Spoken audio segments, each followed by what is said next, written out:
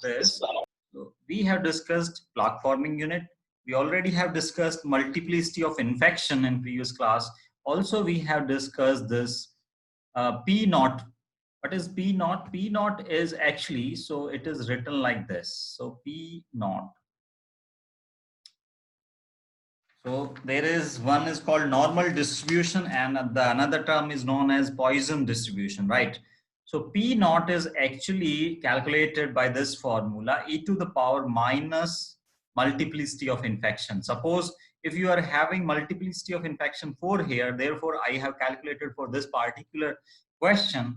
But to calculate this P naught or this number of cells which will remain uninfected even after very high number of viruses available for each bacterial cell. So it is generally calculated as e to the power minus 4, where value of e is generally taken as, so you can directly calculate this because in your calculator you have this number. Okay, so you have e value. But suppose if you do not have e value, then you can, what will you do? So you need to take a value of e, and value of e generally, so I'm writing it here, e is equal to 2.71. Okay, you can write 8 or you can round off at 2.72, right? If you place the power minus 4 to this number, you will get this number. When you calculate the percentage, you will find that 1.83% of cells in the bacterial culture will not be infected by the viruses or the bacteriophages. Okay, when it is having multiplicity of infection 4. If you increase the multiplicity of infection, ultimately what will happen, this number will decrease or this percentage will decrease, but still there are some cells which cannot be infected by the virus because the different number of viruses will attach to different cells. And if you subtract this value from the 100, and then you can calculate the number of infected population also, or exact number of cells if you multiply this number by the number of cells given to you, right? So both way possible. Now there are two queries. Let me answer them if someone is. Okay, so Anirudh is asking one question, any difference in plaque forming unit and colony forming unit? Yes, there is a difference. That's why we call it PFU and CFU, right? CFU is colony forming unit. So CFU is generally taken in reference to bacteria, right? You are having a bacterial cell, E. coli, then this bacterial cell can produce a colony, right? So this is known as colony forming unit. A single bacteria can make a colony, then it is CFU. But single virus or bacteriophage which will kill that population of bacteria is known as plaque forming unit, which can make plaque. Now I will show you what is actually the plaque, because I know you may be wait a minute, let me clear this, and then I'm showing you the plaques, right? So in your book you have this book in the group. Okay, you can download this one and you can find the diagrams are very awesome, means you can, they're colored and they are really good. Okay, so today we will discuss this T4 bacteriophage. This is T even bacteriophage. But before going into the details of this, let me show you one more thing. Actually, plaques are also given in this book. So we'll discuss all these things. So if you look at this particular page, see, so these are plaques. Generally, plaques are formed by lytic bacteriophages, which are also called as virulent bacteriophages, right? So we have two types of bacteriophages. One is called virulent, one is called avirulent or temperate. So lytic bacteriophages are generally also called as virulent. So they will create these zones where you will see that there is low turbidity. Here on this plate, it is more clear because this is bacteriophage plaques on the lawn of bacterial cells. So you have grown bacteria over this Petri plate. The bacterial density or the population of bacteria is even, it is equally grown over complete plate. and then you will infect this particular plate with some bacteriophage or some viruses which can kill the bacteria, right? So you can see after some time when you incubate this particular plate, you will see or you will observe that there are some zones. These patches are formed over your plate. Initially, this was not your plate. Your plate was even, means it was equally having the same density everywhere. But after some time of incubation, when you infected this plate with bacteriophages or some viruses, the bacterial cells will start dying or there's lysis, because the bacteriophage or the viruses will infect those bacterial cells and then nearby cells and so on. So they will make a clear zone. This clear zone is actually called plaque. If you count this number, so this is known as plaque forming units. Means you can calculate the number of viruses from this particular plate. Okay, if you multiply this number with dilution factor, right? So that's how you will calculate the plaque forming units. One more diagram, it help you to clearly understand this. So see, now, so this is,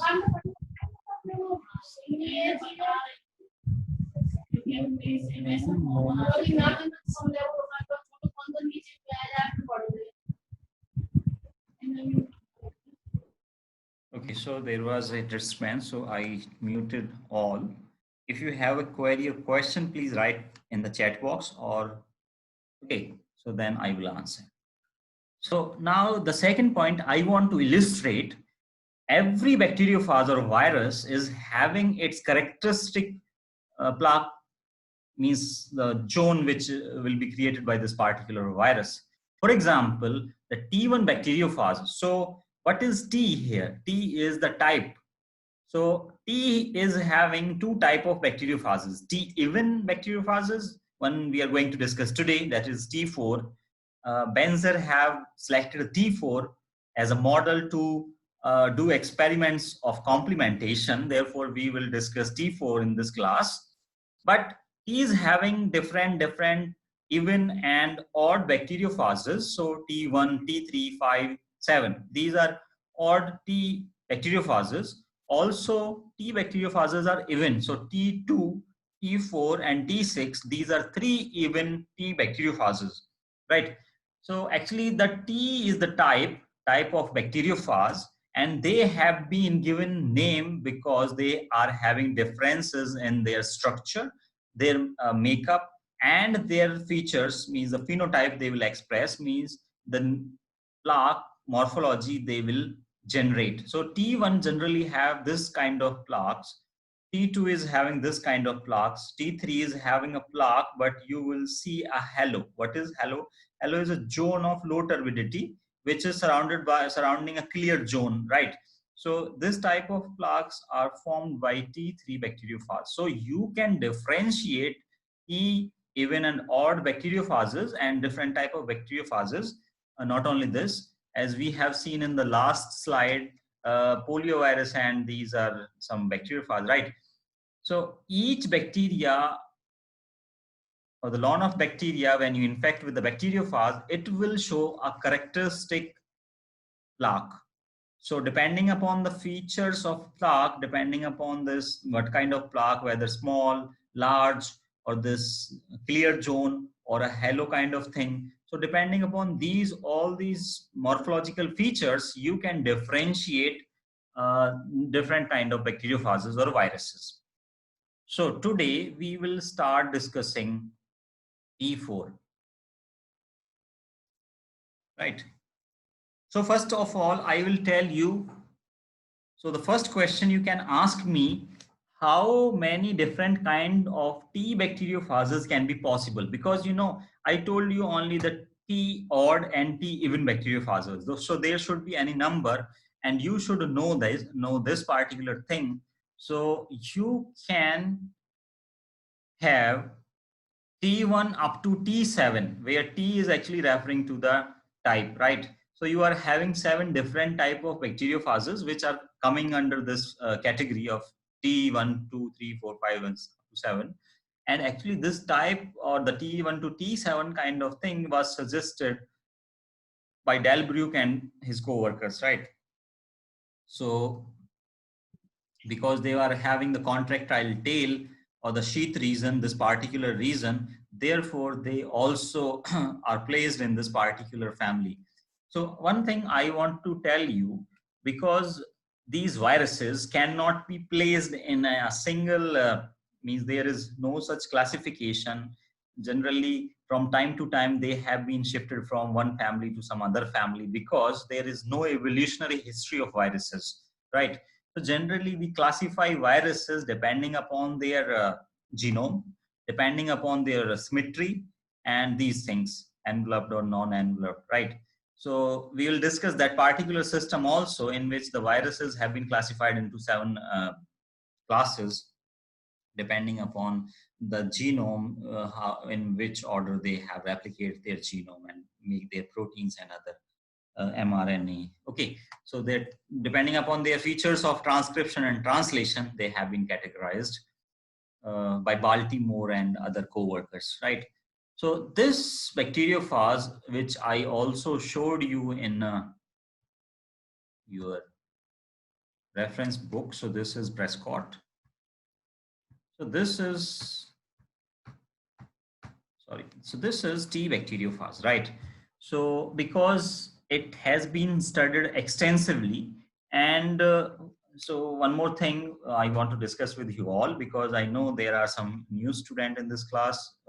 So in our previous classes, we have discussed this, but you should know, you all should know this, that why we need to use viruses, why we are working with bacteriophages. So generally we work with microorganisms, for example, bacteria and fungi. Bacteria is generally used in almost all labs, right? So why we need to grow the bacteria? Because bacteria need less space. They can be cultivated in more number in small volumes of culture, right? But viruses are having more advantage. Even uh, they are smaller in size, they are having short generation time. Bacteria is also having short generation time, which is generally 20 minutes. But if you talk about lytic bacteriophages, they are having generation times even shorter than 20 minutes. So one advantage of using bacteriophages in the studies, in these experimental studies of molecular genetics, complementation, and gene order and mapping, we have selected bacteriophages because they are having short generation time, first thing. Second thing is the large number can be propagated on plate or in a small volume of liquid media, right? So because they are having small size, even less than bacteria, so they are generally having nano dimensions, right? So nanometer range, as we have discussed, the poliovirus is 30 nanometer, and the smallpox virus is around 200 or 300 nanometers. So they are having small size, therefore they can be cultivated in small cultures of media, right? So one more thing you should know from here, how we uh, so this is all about these bacteriophages, right?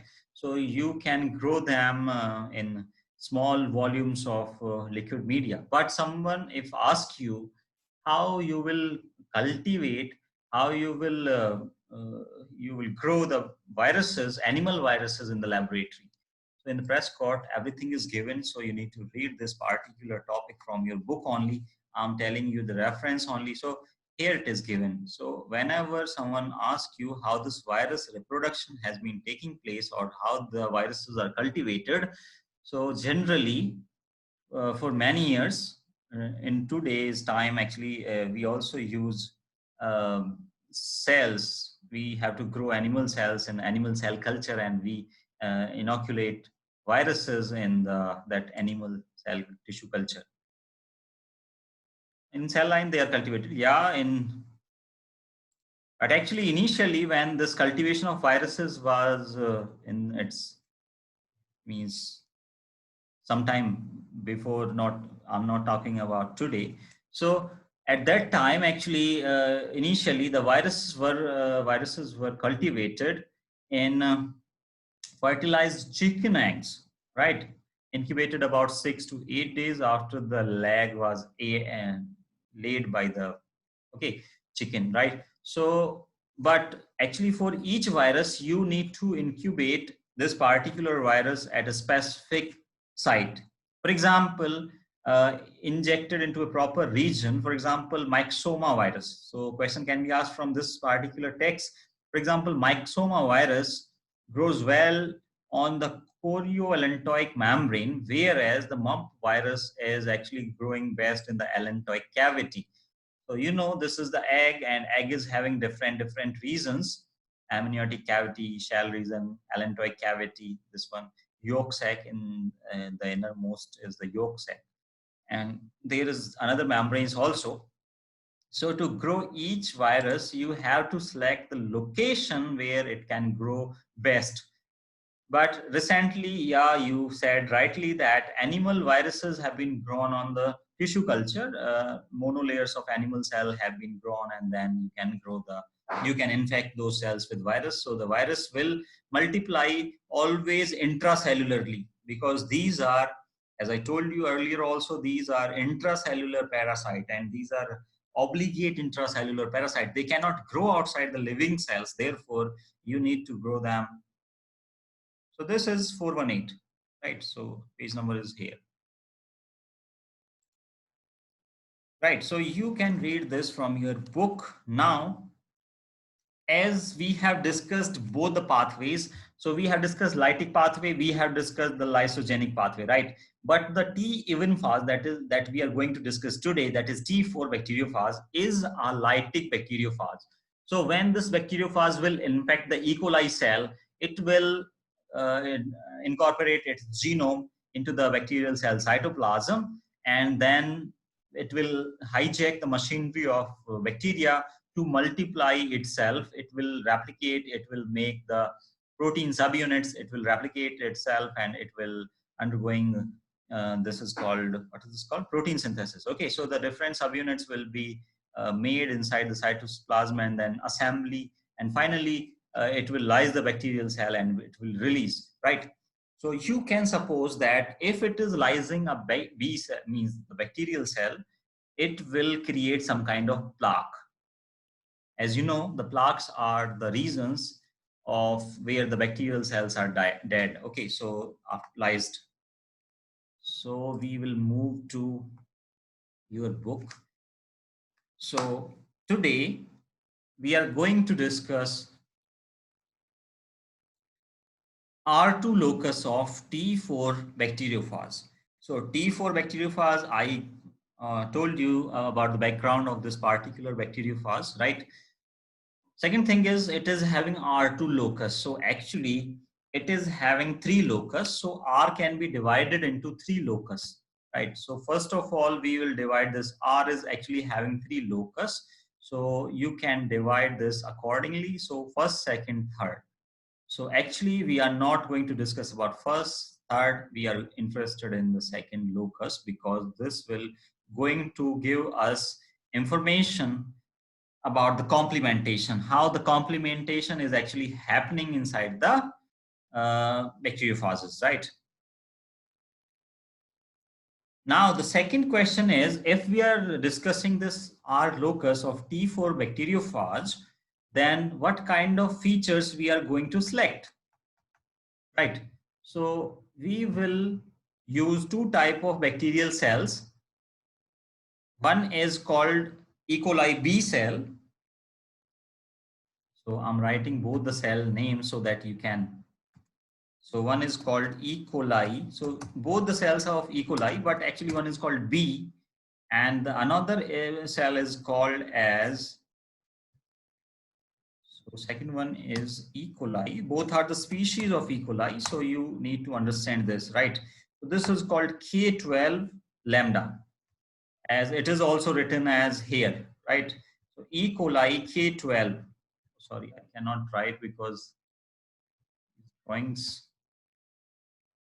So two type of cells we are going to use. First, E. coli B cells, and the second is E. coli K12.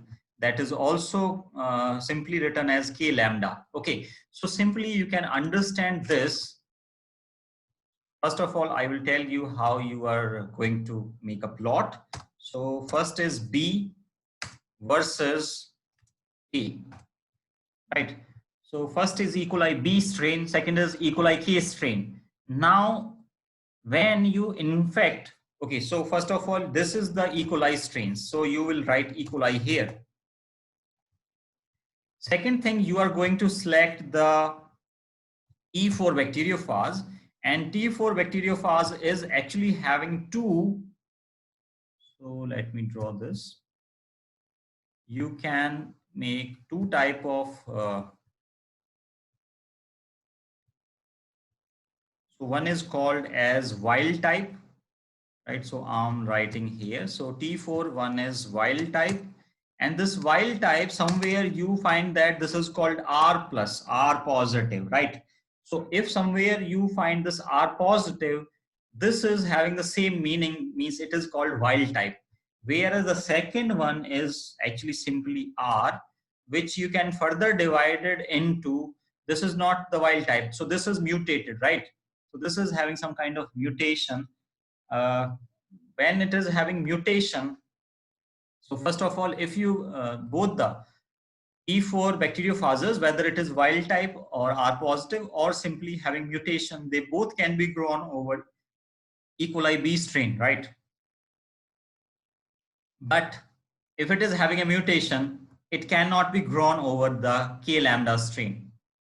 So this is the morphological difference we are going to use for experimentation, and this is not, we are not going to use this. Actually, Benzer used this model to study complementation experiments in E. coli, sorry, in bacteriophage T4, using the strains, two strains of E. coli. So one is B strain, one is K strain. B strain can be infected by both wild type as well as mutant type, right? But this K lambda strain cannot be infected by the mutant one. Only wild type or R positive can infect this particular strain. Now, what is the benefit? How we will use this phenotype to select the recombinants, or the recombinants, or the where the complementation of genes actually taking place. So let's look into this.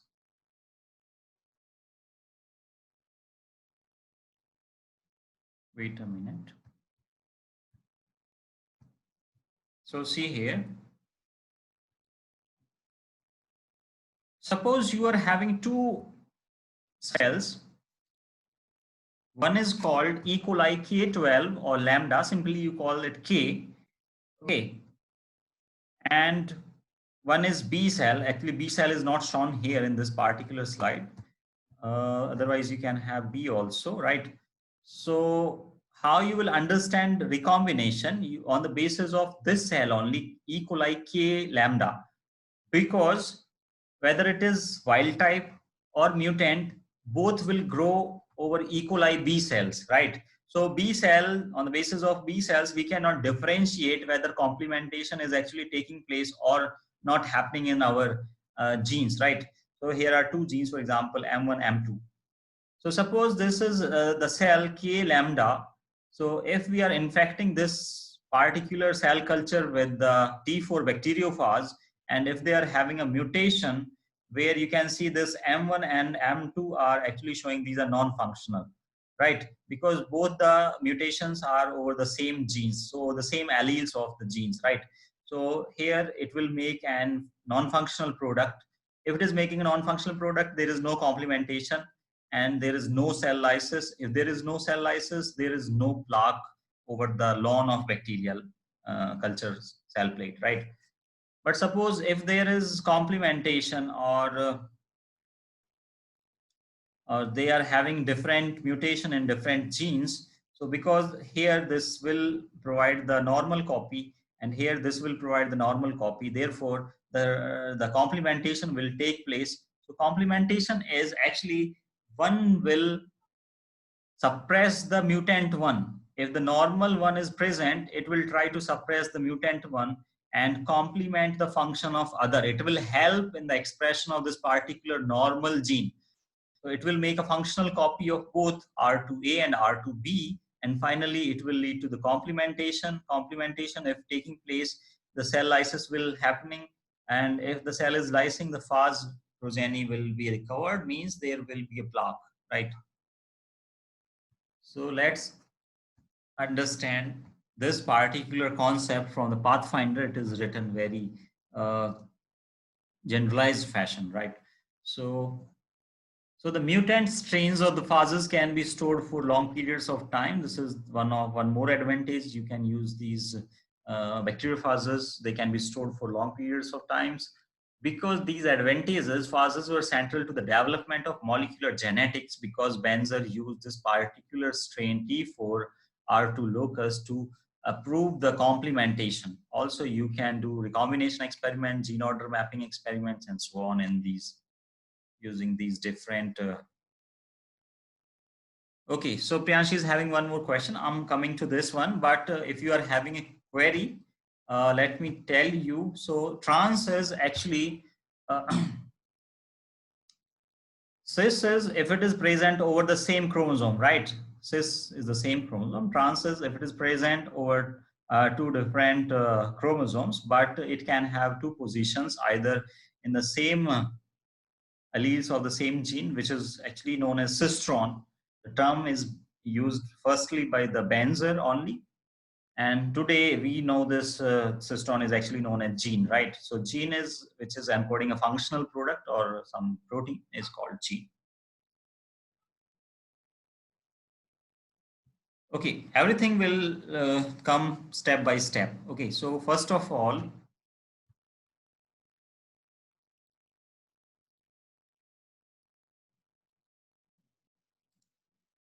I'm not getting what you are asking. Given in the diphos, okay, I do not know what you are writing.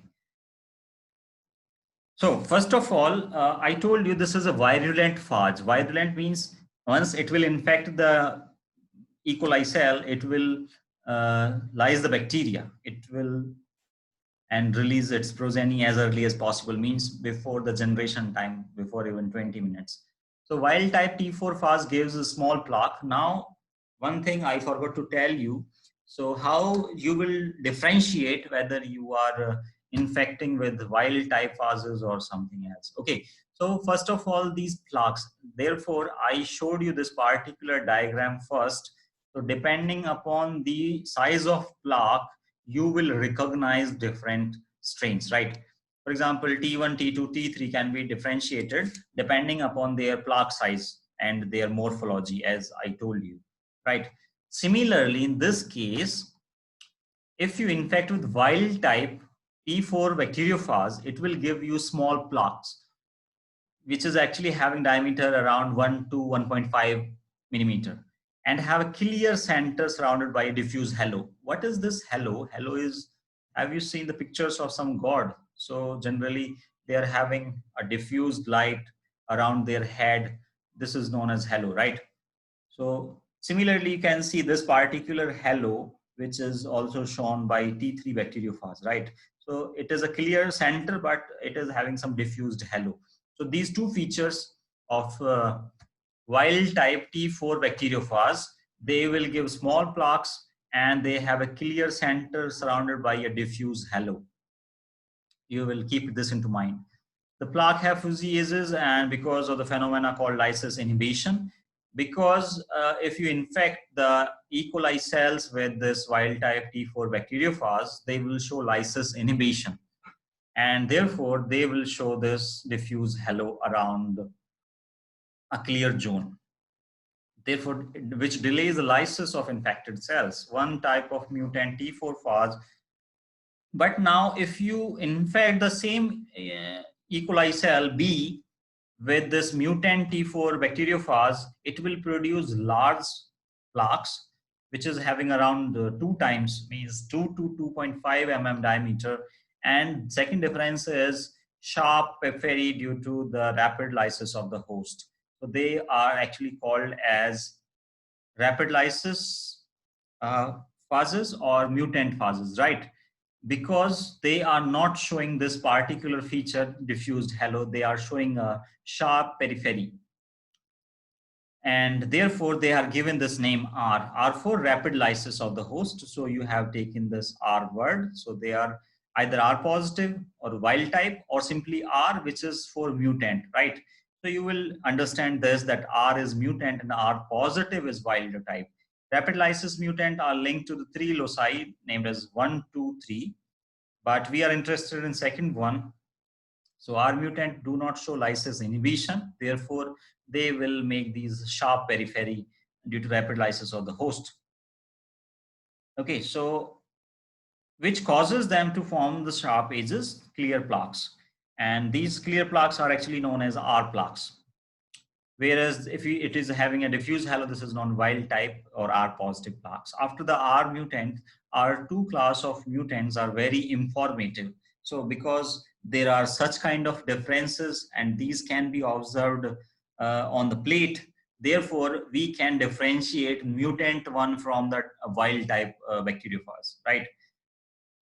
Very informative. R2 locus actually consists of two neighboring genes, that is R2A and R2B. As I showed you this particular diagram, it is having two regions, R2A and R2B. So this one is R2A and this is R2B. The light blue is R2A, the dark blue is R2B, right? So the second locus only can be divided into two parts, A and B. The host range of R2 mutants and wild type phage is different. Now this is important because you need to remember that we are using two strains, one type, and each are having different host range. One type of bacterial strain that is called E. coli B allow both to grow. Mutants can be grown or the wild type can be grown because they will infect these E. coli B cells will be infected by both. But plaques of different sizes will result. As I told you, these wild type strains will give small plaques and these are having diffuse halo, whereas the mutant one will give you large plaques and they are not having any diffuse region, whereas they are showing the sharp periphery. They're clear zones, right? Now, another E. coli strain that carries the lambda prophase. Actually, this is a kind of strain of E. coli in which you are having lambda prophase, means initially this particular E. coli cells will be infected with lambda bacteriophage. So this lambda will remain in the bacterial chromosome integrated inside the bacterial cell. Therefore, they are designated as E. coli K12 lambda or simply K lambda, right? Because it is having a prophase lambda. Okay, so does not permit the growth of R2 mutants. What is so special about these strains? Because they are already infected by one virus, so they have this particular ability that they will not allow the second type of virus to infect, and the second virus is actually R2 mutants, whereas the wild type phages can infect them normally, right? But it does allow the wild type phages to grow. So you need to underline this particular sentence and it will help you to understand this concept better. Only they will not be infected by R2 mutants, whereas the wild type phage can grow, they can infect these E. coli K12 lambda or K lambda strains, right? R2 mutants are then conditional mutants. Therefore, you can select these or you can use them, these conditional mutants, for your experimental purpose. This is a benefit for you, right? Because they are allowing only wild type phages to grow. If these mutants somehow getting converted into the wild type, then only they can grow over K lambda strains, right? Therefore, when you infect the E. coli K lambda strains, you will know whether there is a complementation event or not, because mutants never grow. They cannot make the plaques or they cannot lyse these E. coli K lambda cells. But somehow, if these mutant cells are getting converted into the wild type, then this process is known as complementation. And if the complementation is happening, the genes on opposite chromosomes, or you can see they will allow the cell to make normal products of R2A and R2B locus. If they're functional both, this process is called complementation, and they will grow over E. coli K lambda cells, just like wild type bacteriophages.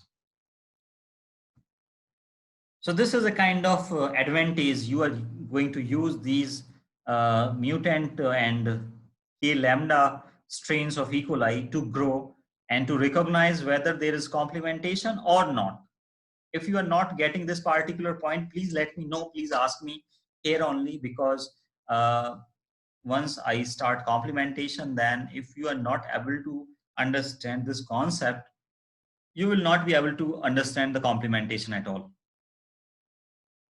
I will repeat, I have no problem if you are not able to understand, and please ask me.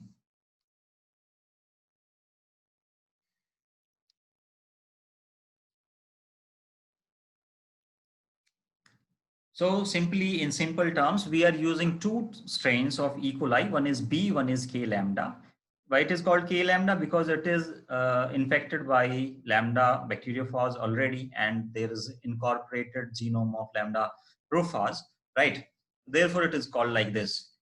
But if you infect this E. coli K lambda strain, it will not allow the growth, or it will not be infected by the mutant strain of T4 bacteriophage, whereas it will allow the wild type bacteriophage to grow. On the other hand, there was another strain of E. coli that is called E. coli B, which will allow both, before both, it will allow both the wild type as well as mutant strains of bacteriophage to grow and lies the bacteria. Right. Therefore, you are going to use this E. coli strains, a lambda strain, to identify the complementation event. Now, what is complementation? Complementation is the combination of two genes to make a functional product. Means when the two genes are enabling each other so that a normal product can be formed.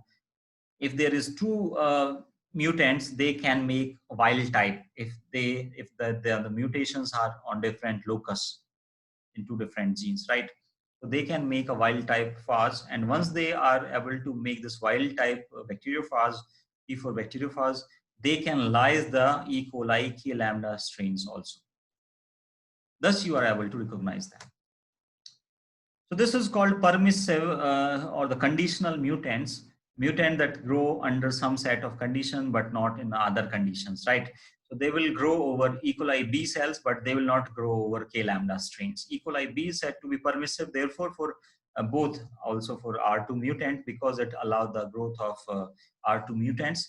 Whereas E. coli K lambda is said to be non-permissive. You need to understand this permissive and non-permissive. They are not allowing the mutants to grow, right? Whereas they will allow the normal, right? Some of you are able to understand this. If there is some mutation, you will not make some those guys your friends, right? If they are normal, you will do friendship. Similarly, infection. Here, if everything is normal, it is wild type, it can express. So it will infect the E. coli B cells, it will infect the E. coli K12 lambda strain. But if it is having mutation, it will not allow the mutants to grow over E. coli lambda strains, K lambda strains, right? Now, what is complementation? Complementation test can reveal if mutations are on the same gene or in the different genes.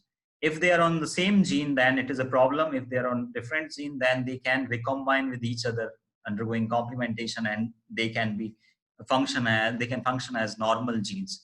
So scientists who studied this process or this technique of complementation is Benzer.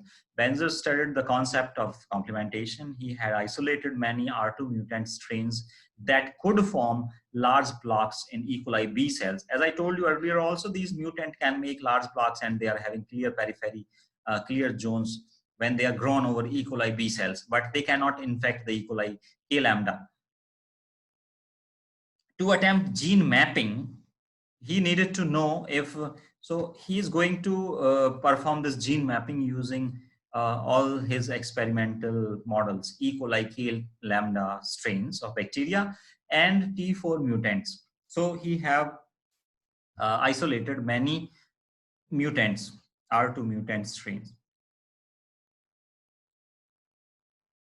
To do this, he concluded that, or sorry, he conducted a set of experiment, and this is called complementation test. The goal of this type of approach is to determine if the two different mutations can that affect the same trait are in the same gene or they are present over two different genes. To do so, to do this particular experiment, he carried out the mixed infection with the different R2 mutants. So each time he has taken different R2 mutants to do a mixed infection. And he was observing that whether these mixed infection can result into wild type phases. If it is so there is something complementation is actually happening inside the bacteriophages, right? So this is called mixed infection experiment. In the example described in the upcoming figure, two different mutant strains of the phage infect the same host cell, E. coli K12 lambda. This host cell, this is K12 lambda, is normally a permissive host for wild type, but it is not allowing the propagation of either mutant phages itself because they cannot make the gene product which is required for the multiplication on the hosts, right? So the outcome of the infection depend upon whether the mutants are on the same gene or different gene. As I showed you this particular diagram, as you can see here, they are present over same gene. Therefore, they are non-functional, right? Whereas here is no mutation, therefore they will make a functional product. But until and unless both are functional, they cannot lyse the bacterial cells. They cannot show plaques, right? But if they are on different genes, then these normal genes will complement each other and they will suppress these mutants so that the R2A will make a functional product out of this, and it will make R2B a functional product out of this. So the complementation will take place, and ultimately you can be able to observe the cell lysis or the plaque formation over E. coli K lambda uh, plate, right?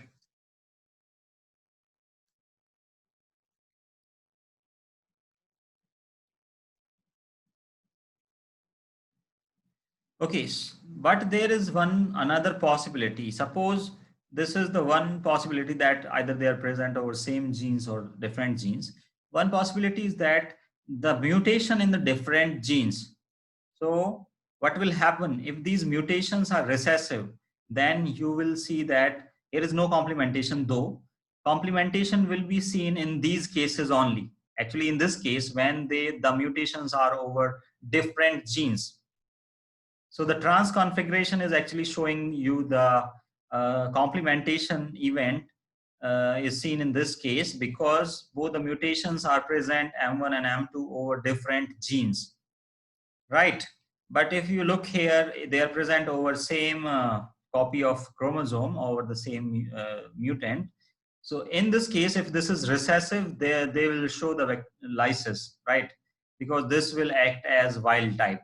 But if it is mutant, this mutant is dominant, then it will suppress the second one and there is no cell lysis. And actually here is no complementation. You cannot say this is complementation event. So anyway, even in the cis configuration, there is no complementation. Only complementation is seen in trans configuration when they are present over different genes. So this I have told you. Now what you are going to do,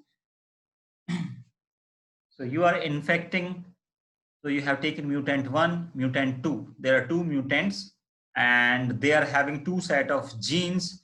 Now, if the mutation is in the same gene, suppose here you are having mutation, two mutants, they are having the same gene is mutated, that is R2A, as you can see these dots here. So both are mutated.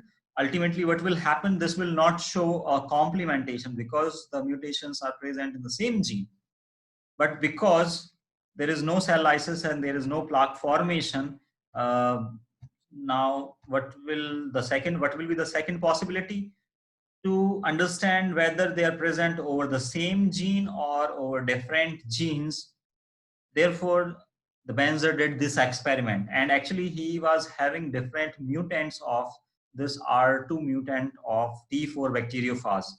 So then he will try with different mutants, right?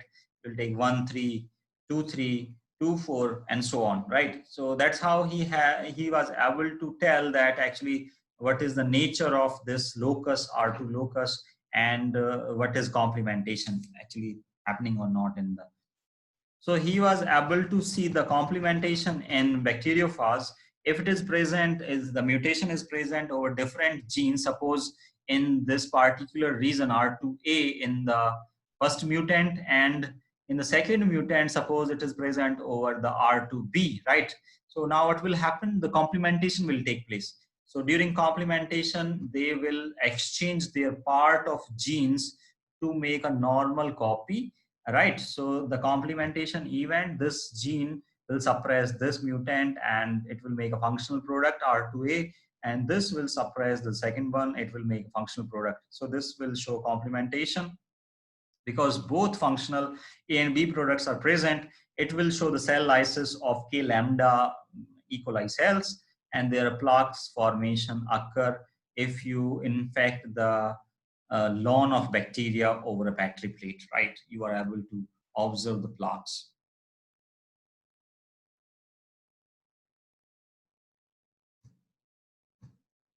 Quite easy. You are able to understand this. Okay, so now this is called mixed infection. Without mixed infection, you are not able to analyze the complementation, right? So you are using two different strains of R2 mutants, mutant 1 and mutant 2 as written here, and you are infecting the same culture.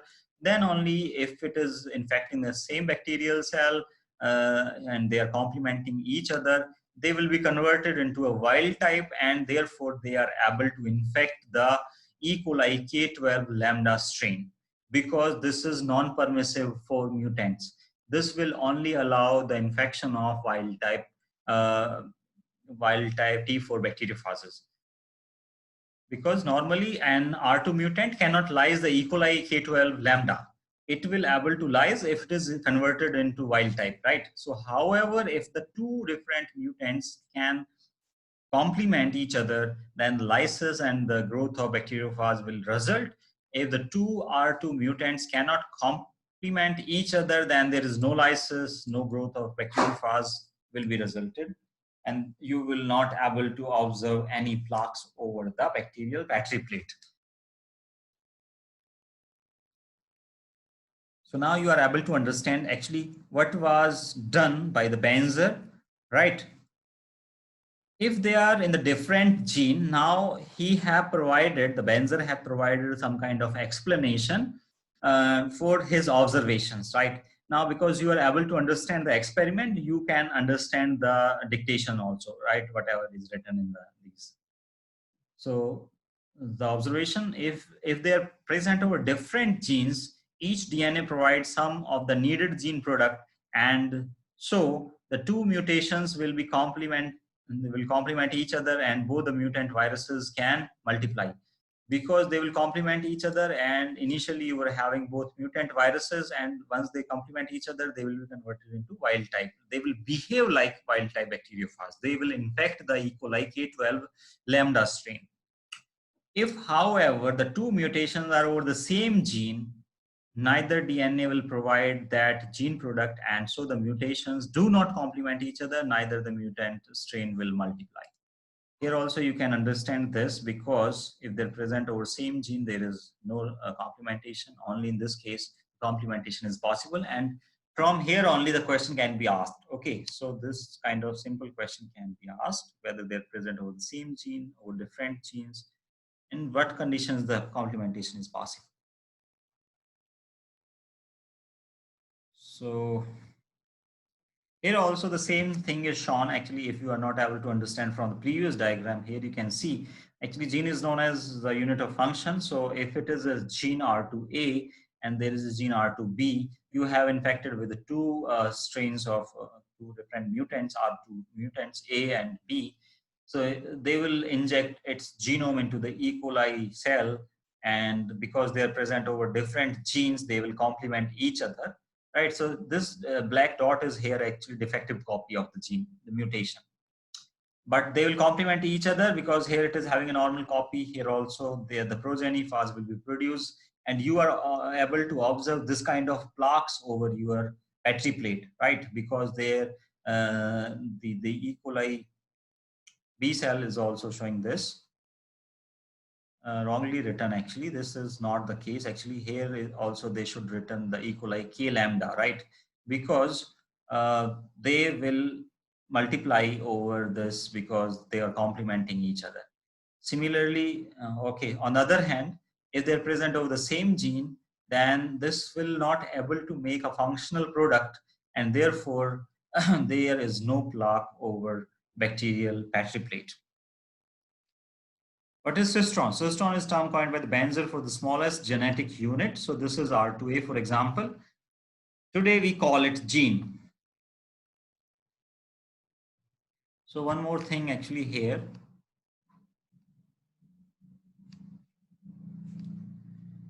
By carefully considering the pattern of complementation and non-complementation, Benzer found that the R2 mutation occurred in two different genes, which were termed as R2A and R2B. So therefore, he was able to map the genes also with the help of this experiment. Benzer coined the term cistron, refers to the smallest genetic unit that gives a negative complementation test.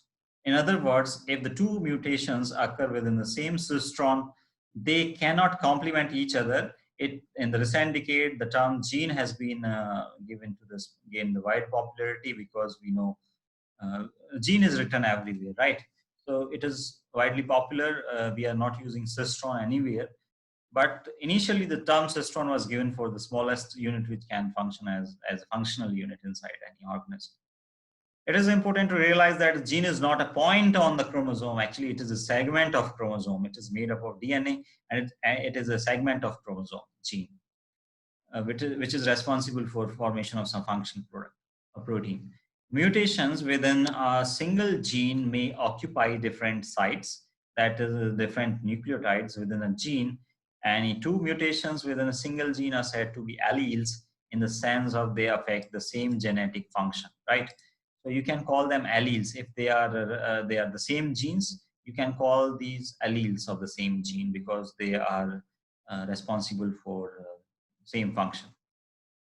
For example, allele 1 and allele 2 here. So suppose if it is a mutation in the same gene C and it is having this allele 1 and allele 2 both are mutated, then it is showing the mutation distance in the nucleotides over two different alleles, allele 1 and 2, in the same gene over two different DNA, right? Whereas the distance between gene A and B is actually shown in this form. This is called intergenic distance or intergenic mapping if you are mapping the distance between the two genes. But if you are mapping the distance between the mutation over the same gene, then it is known as intragenic mapping. So this is called fine analysis, right? Why this is called fine analysis? Because it was an intragenic mapping, and this is called fine structure mapping. In 1950s, as Spencer conducted a fine genetic mapping in R2 locus is known as intragenic mapping. This kind of mapping this is. So intragenic mapping is performed to establish the distance between the two or more mutations within the same gene, right? So the strategy he used for heterogenic mapping of the mutations in the R2 locus, it is written everything here. So actually you need to remember the Benzer used this intragenic recombination or this intragenic mapping he did. If it is showing this intragenic recombination, so it is possible in the both ways. So what will happen if there is a complementation? So it will restore the wild type gene. And once the wild type gene is restored, it is having both the copies normal. R2A gene is allele is normal, this is normal. But what will happen? Gene R2A is bearing the two mutations, and this will be shifted to the different one. So how this is possible? This is possible because actually this mutation is present over different sites in the same gene. This is intragenic, right? if the complementation is occurring, if the recombination is possible in this particular gene, in this particular segment, what will happen? This segment will be switched to this, and this is normal segment, so this will come here. Therefore, there is two possibilities. One, it will restore the wild type phenotype, and the second gene is actually having both the mutations, so it will come here. If you are able to see a dot here, so you are more clearly see this is having a mutation here, but it is having mutation at some different place in the same gene. Then this is also possible that intragenic recombination will take place, and this will shift the mutation over the same DNA, and the second copy is restored into the wild type gene. And if you infect E. coli B and Ka12 lambda strain, in the both the cases it will grow because it is wild type now.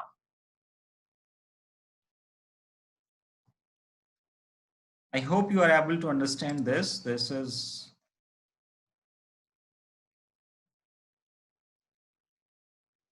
we are going to discuss a problem related to this, right? So, however, these intragenic recombination were produced at very low rate. The frequency of recombination can be determined by comparing the number of wild type phases produced by intragenic recombination. The frequency is very, very low. So, the number of wild type phases or the number of what you call it plaques which are present over your plate, you can count them. And Yogesh, I am not understanding better what you want to ask. Please write it clearly. What you mean by AB? I'm not clear. Okay, so right. So that's how this is happening. Total population of recombinants can be calculated, and what type of problems can come from this particular section.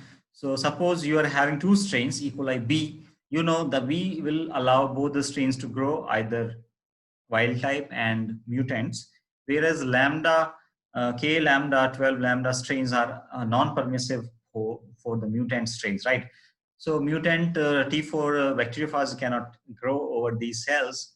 Now they are showing the dilution in this range, plaques, 4 are here, 8 here, right? And only wild type are showing plaques, whereas these mutant strains are showing plaques over E. coli V strain, right? So everything is given. And one more information from the question, the analysis of 6 mutations in the T4 phase, bacteriophage, mutation 1 to 6 or is present over cystron A, whereas this 3, 4, 5 is present over cystron B. So first of all, we need to make a gene, right? So first of all, what will you do? You will make two genes, R2A and R2B. Now you need to understand this. This A is actually having 3 reasons. So 1, 2, 6. So 1, 2, 6, right? Whereas this is having 3, 4, 5. As we have discussed, the recombination is possible only when one is from this particular segment, one section from this particular gene A, and second is from this, right? So what is the possibility? What will be the result of complementation, either positive or negative? If you, so in the first case, it is 1 and 2. This is not possible because this is a part of the same gene, right? So in this case, the complementation is negative here. It will, there is no complementation in the first case. 1 and 3. So 1 is present over this gene, 3 is present over another gene, the complementation can happen. So it is showing a positive sign. 2 and 4, 2 is present in A, B, and the 4 is present in B. So you can see there is also a complementation event possible. But if you look for 4, 5, because 4, 5 are the part of the same gene B, there is no complementation possible. So you need to remember this. For complementation, the two genes should have some distance between these two, right? So that's how you will calculate, you will find that whether there is complementation or there is no complementation. Quite simple question, first one, and then he has the second question, what is the recombination frequency? So to calculate the recombination frequency, what will you do? I think sir is also having his class, so wait a minute.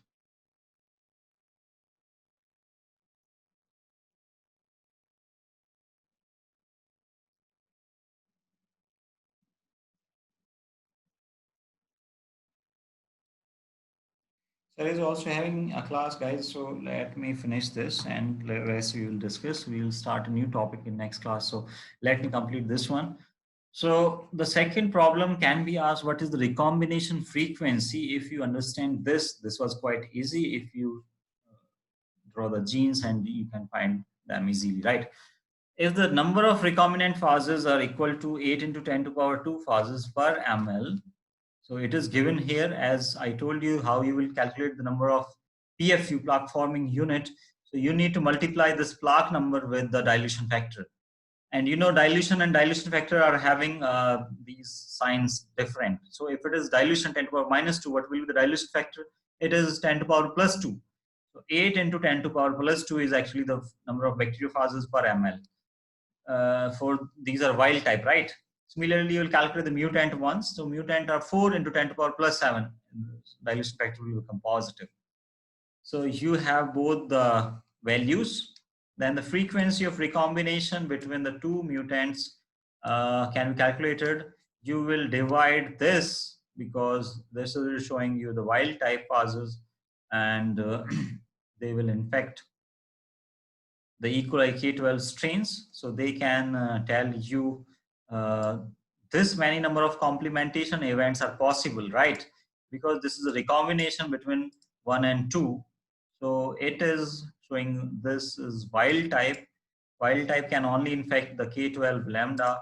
Therefore, you will divide this wild type by the mutant ones. Why you are multiplying with 2?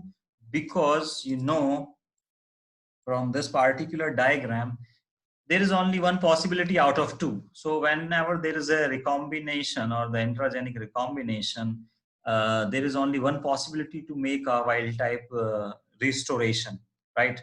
Whereas the second one will bearing the both the second gene is bearing both the mutations. Therefore, you will multiply with the 2, because this is the half you are getting. So to compensate to this particular thing, you have to multiply with 2. Necessary because each recombination event yield 2 reciprocal products. One is wild type, one is double mutant. Only one of which is wild type is detected, right? So therefore you will multiply by 2. If you solve this, this will become 4 into 10 to power minus 5. So this is the recombination frequency, uh, 4 into 10 to power minus 5. That's how you will calculate this value, recombination frequency. You will divide wild type phases per ml by the mutant phases, and you will multiply by 2. Ultimately, the number whatever you get is actually your recombination frequency. Thank you for the class. If you have any query, please feel free to write me over WhatsApp. You are having a second class, so I'm leaving it here. Okay. So wait for 5 minutes, and then you can join with sir, right? I'm closing this.